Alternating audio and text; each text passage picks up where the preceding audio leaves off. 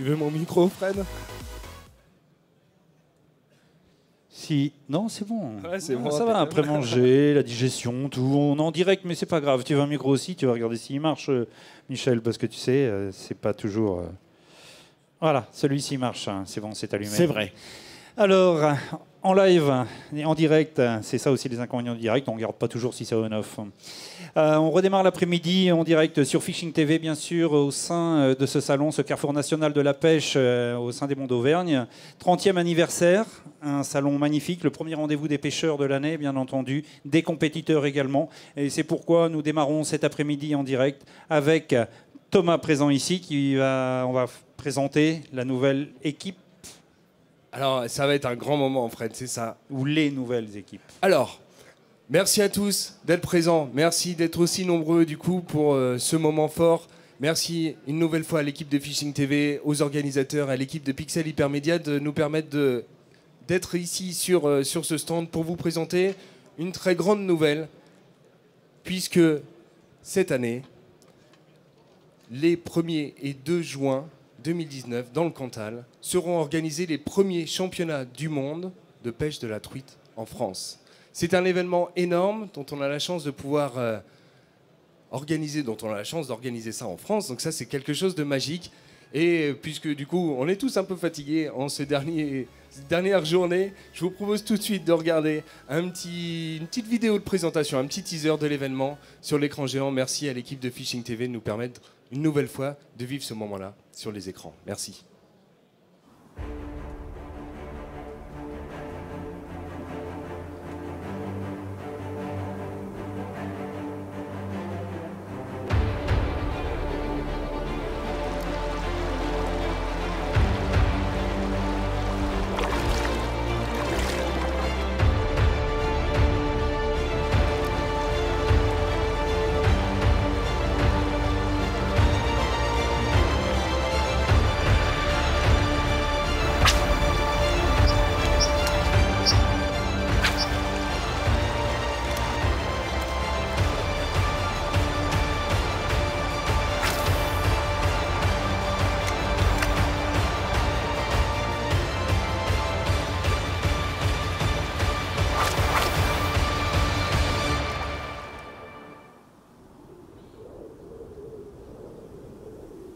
Voilà, vous l'avez compris, les championnats du monde de pêche à la truite auront lieu cette année dans le Cantal.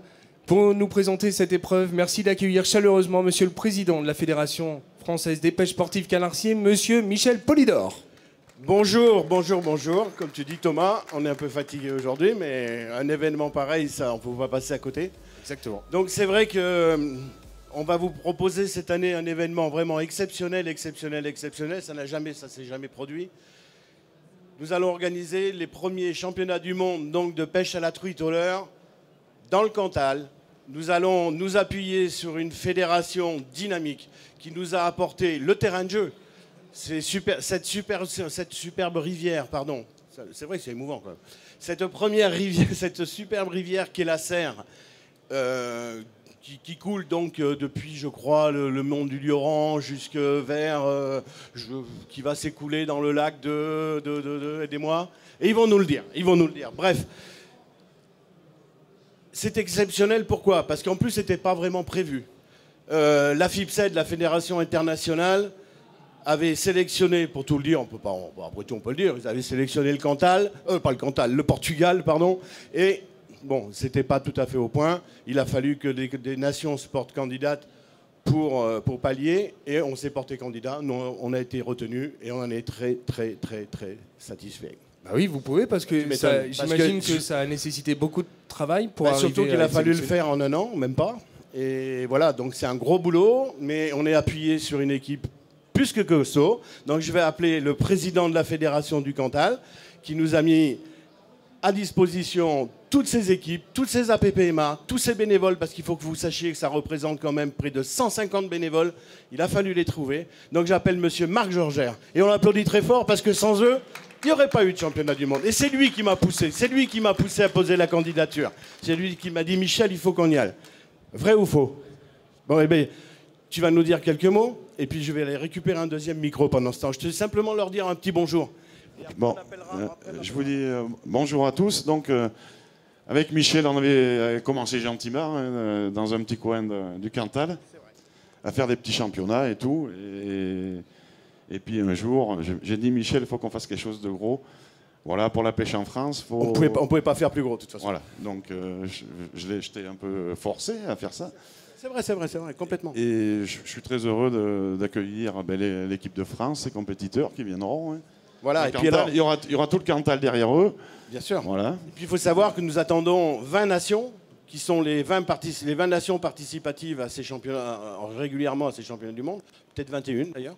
Mais voilà. Alors on peut aussi appeler Christian Sainturel, qui est le président de la PPMA d'Aurillac, sur ses parcours. Et grâce à lui, et notamment, qui vont faire un boulot énorme, parce que... Viens Christian, viens nous rejoindre. Et on l'applaudit très fort, parce que tous ces bénévoles, c'est eux qui vont aussi entretenir les parcours, les nettoyer, veiller à ce qu'ils restent propres.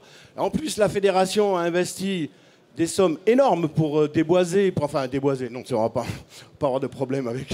Non, mais pour entretenir les parcours. Bon, donc ces messieurs, moi, franchement, c'est une équipe, il faut que tout le monde prenne conscience que c'est vraiment une équipe, vraiment très solidaire. Hein. Bon, voilà. Donc ces championnats du monde, on voulait... Et on espère surtout, et c'est là qu'on va y venir, que notre équipe de France, qui va être sur son terrain, chez elle, alors là, on leur met la pression.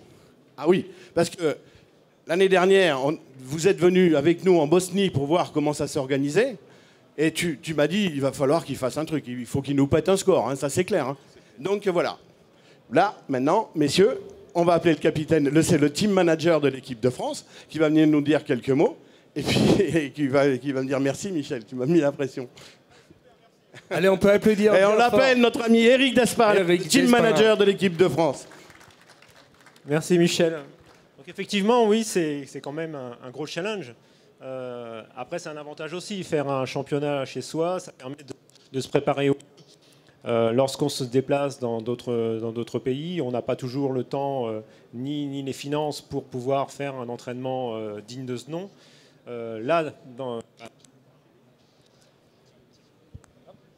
Étant chez nous, on va pouvoir se préparer bien en amont. Donc déjà, on aura une manche de notre championnat de France qui va se dérouler sur cette rivière un mois et demi avant, plus des entraînements réguliers. Donc bon, voilà, on a les moyens de s'entraîner. Maintenant, la pression va être un peu plus importante, bien entendu. On fera tout pour concourir au mieux et essayer d'aller chatouiller les meilleures nations. Voilà. Merci beaucoup. Eric, est-ce que tu peux nous rappeler simplement le système? Comment ça fonctionne un championnat du monde? Comment on pêche? Comment on pratique? En fait, c'est un championnat donc, qui se pêche au leurre, de la truite. C'est 2 manches de 4 fois 45 minutes. Donc une manche le samedi, 4 fois 45 minutes. Une manche le dimanche de 4 fois 45 minutes. C'est une pêche qui se pratique sur de la truite remisée. C'est-à-dire qu'on, dans le cahier des charges des organisateurs, on a un certain nombre de kilos de poissons à mettre sur la rivière. En gros, 500 kilos de poissons sont déversés le vendredi pour la pêche du samedi. 500 kilos sont déversés le samedi pour le dimanche. Donc c'est une pêche de rapidité. 45 minutes, 4 fois 45 minutes, il faut être dedans dès la première seconde et il faut être dedans toujours à la 45e dernière minute. Il faut savoir que certains compétiteurs à haut niveau, en 45 minutes, ils rentrent plus de 50 poissons. Alors le problème, c'est pas de rentrer les premiers, c'est de rentrer les derniers. Et surtout d'enchaîner, de ne pas perdre du temps, parce qu'à chaque seconde compte. Et si vous perdez du temps avec une épuisette, si vous perdez du temps avec n'importe quoi, pendant ce temps, le concurrent d'à côté, lui, il rentre du poisson. Voilà, c'est toute une gestuelle qui est importante, d'où l'entraînement. C'est vrai, comme disait Michel, rentrer 40 poissons en 45 minutes, on se dit, oui, mais comment c'est possible? Sachant qu'il faut ferrer le poisson, il faut le ramener, il faut le mettre dans l'épuisette, il faut le montrer au contrôleur, le contrôleur donne un ticket, on met le ticket dans la poche, on relance, on fait un poisson, etc. etc., etc. Donc le moindre accro, le moindre accro dans l'épuisette, mon leurre il n'est pas prêt, ou plein de choses comme ça, c'est du temps de perdu, et plus on perd de temps, moins on fait de poissons. Donc voilà, c'est tout ça, c'est des mécanismes à enchaîner pour arriver à être le plus performant possible. Alors, il me semble aussi qu'il y a différents secteurs, que du coup vous alternez sur les différents secteurs, les différents box. Voilà, donc il y a aussi toute une gestion de l'équipe et une information à donner aux compétiteurs. En fait, la rivière est découpée en 4 secteurs. Sur chacun de ces 4 secteurs se retrouvent chacune des nations. Donc on parle de 20 nations, donc il y aura 20 nations, 20 compétiteurs sur le secteur A, 20 sur le B, 20 sur le C, 20 sur le D. Et ensuite, ce nombre de compétiteurs, donc 20, est multiplié par 2. Donc en fait, il y aura 40 postes. Donc il y aura 20 postes de prix, 20 postes de libre, sachant que pendant les 45 minutes, les compétiteurs peuvent tourner. À partir du moment où un poste est libre, en amont, en aval, ils peuvent courir dessus et pêcher. Voilà, pendant 45 minutes, ça tourne, ça court dans tous les sens. Donc il y a aussi de la stratégie, de se dire, bah voilà, ces postes-là, ils n'ont pas trop été pêchés, peut-être qu'il y a du poisson à faire, ou alors, s'ils n'ont pas été faits, c'est peut-être parce que ceux qui y sont passés n'ont pas fait de poisson, donc ils les ont abandonnés.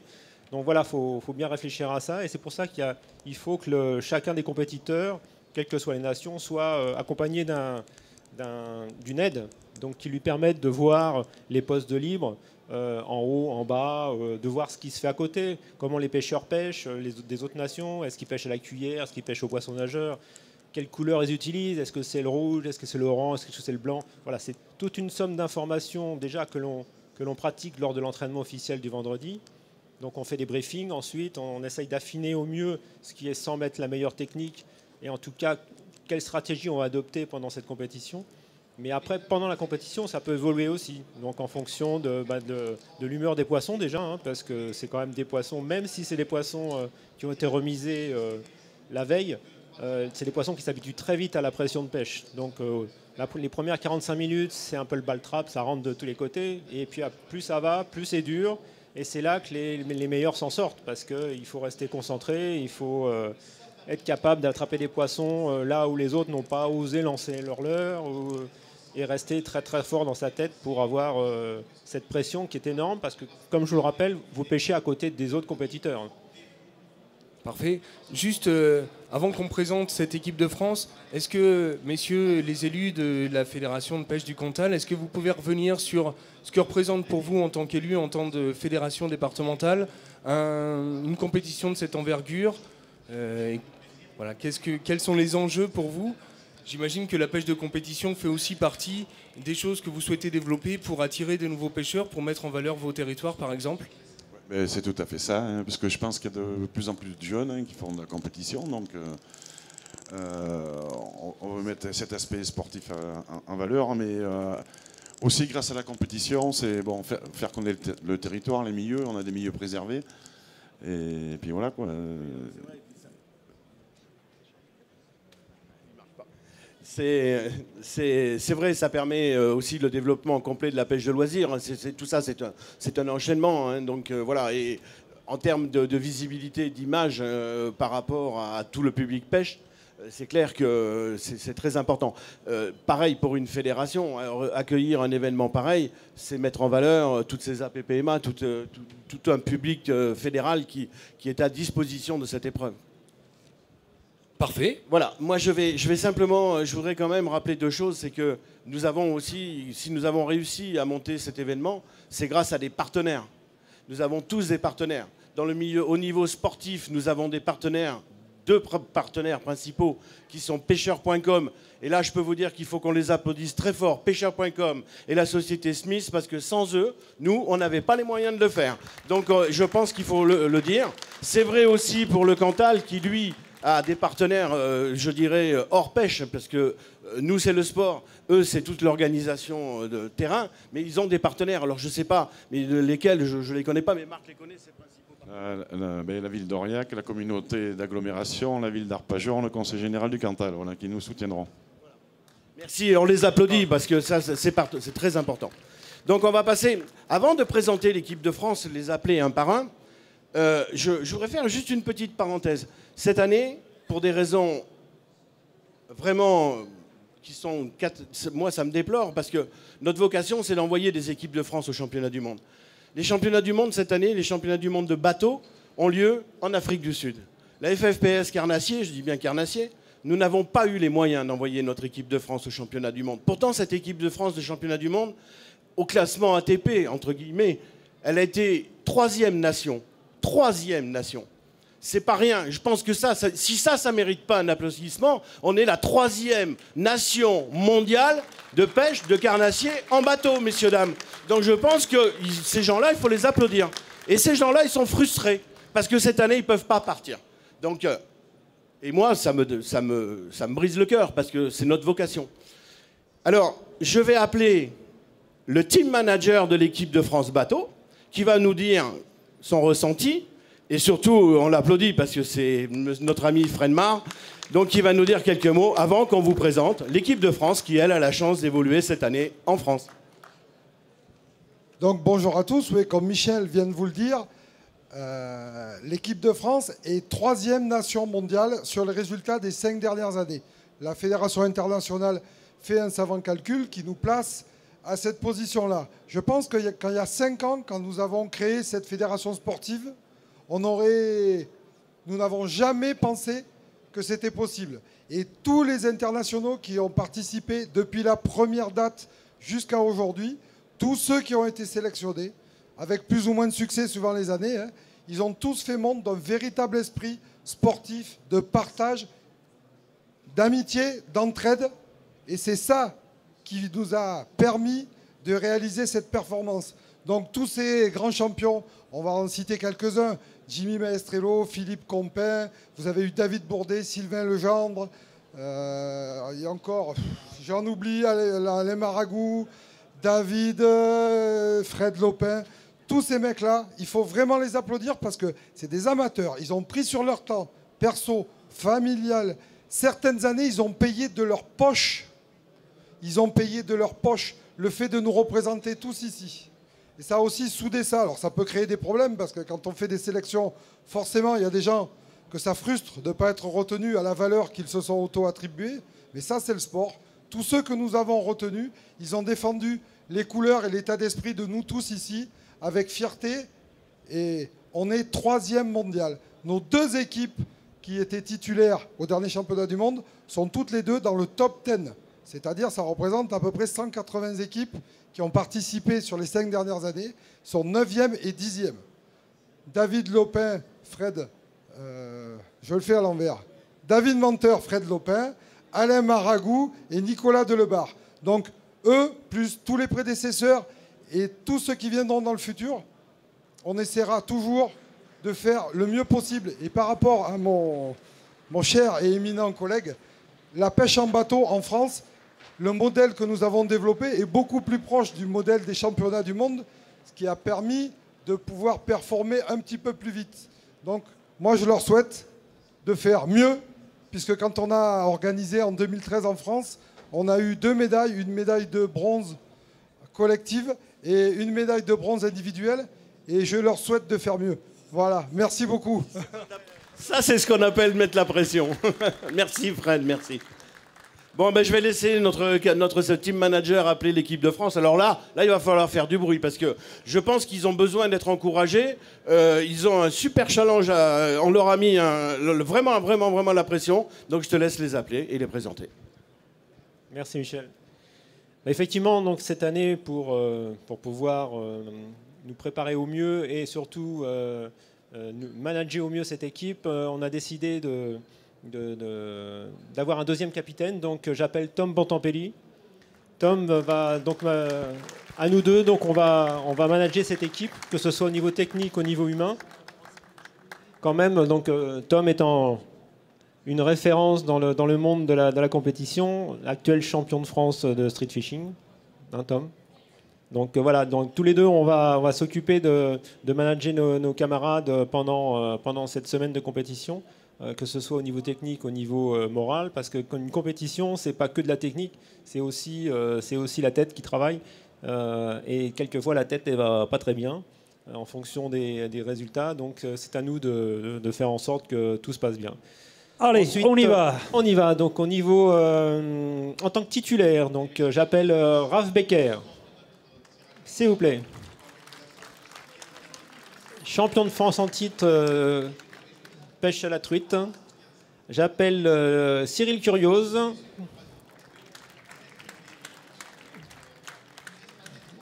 Jérémy Séguin. Voilà, capitaine de l'équipe. Donc, parmi eux, en titulaire, il y aura Morgane Calu, mais Morgane n'a pas pu être disponible pour des raisons personnelles. Donc les 4 titulaires, Raph Baker, Cyril Curios, Jérémy Seguin, Morgane Calu. Et en remplaçant, j'appelle Damien Rueza. Donc Damien qui nous rejoint cette année dans le team France. Allez, on peut les applaudir bien fort. L'ensemble de l'équipe de France pour ces championnats du monde qui auront lieu le 1er et 2 juin dans le Cantal. Je vous invite à suivre un petit peu tout ce déroulé en direct sur les réseaux sociaux et sur le site de la FFPS Carnassier. Vous retrouverez les vidéos notamment réalisées par nos amis de pêcheurs.com. Allez, merci. Encore une fois, un dernier tonnerre d'applaudissements pour toute cette équipe de France qui nous représentera le 1er et 2 juin pour les championnats du monde de pêche à la truite dans le Cantal. Un grand merci encore une fois à toi Fred, merci à toute l'équipe de Fishing TV, merci aux organisateurs et merci à vous et nous on va enchaîner. Et merci à toi Thomas. Allez, ok, on laisse la place, merci à vous tous. Et à l'année prochaine. Allez, nous allons enchaîner dans quelques instants ici pour un direct très très sympa sur la pêche du brochet, bien entendu. Allez, à tout de suite.